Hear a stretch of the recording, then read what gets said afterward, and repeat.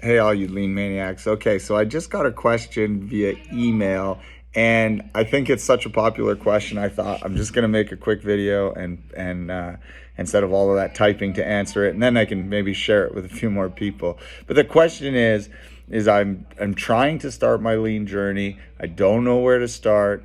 I've maybe tried and I'm getting a lot of pushback from the people on the shop floor. They're great people, they're hardworking, they're just not getting behind this lean movement. And I feel like a crazy owner, screaming, lean, lean, lean, we got to do lean, and nobody else is buying in. So here's my thoughts on how to kind of get that going.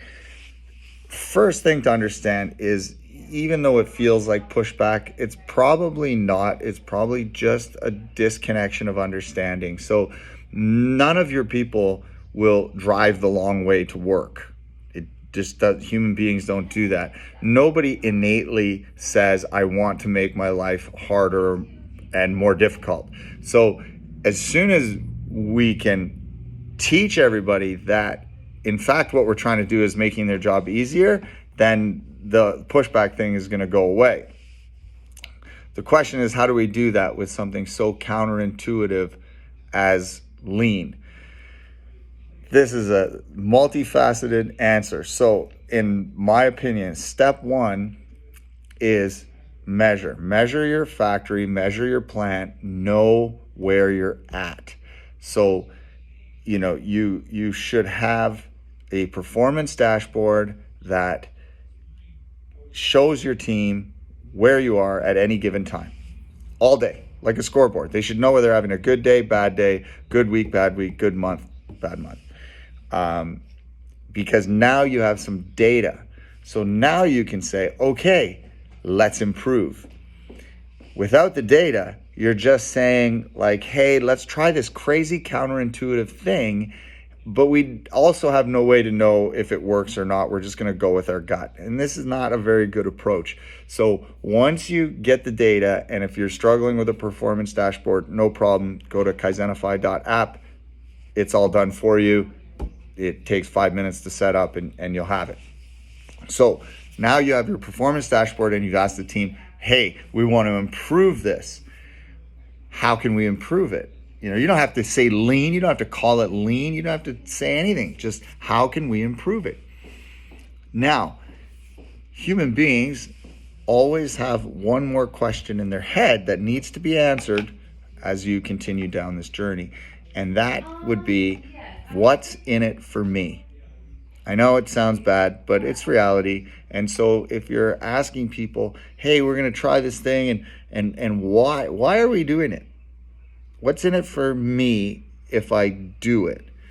And unfortunately, a job is not enough. So we've got to answer that what's in it for me question. And how we like to do that is through some profit sharing or some system that says, hey, if we really knock it out of the park for the company, I'm willing to share some of that back with the team who made it possible.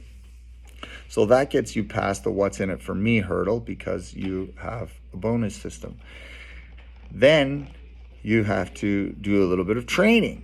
So we can't ask people to do things that they don't know how to do. So we do have to invest in some training, and whether you're going to embark on that training yourself or you're going to bring an expert in to help you with that training, people need a little bit of training, and it sure doesn't hurt to have a coach in your corner that has the confidence like, hey, we know this is going to work. Just be patient with us and let's run some experiments.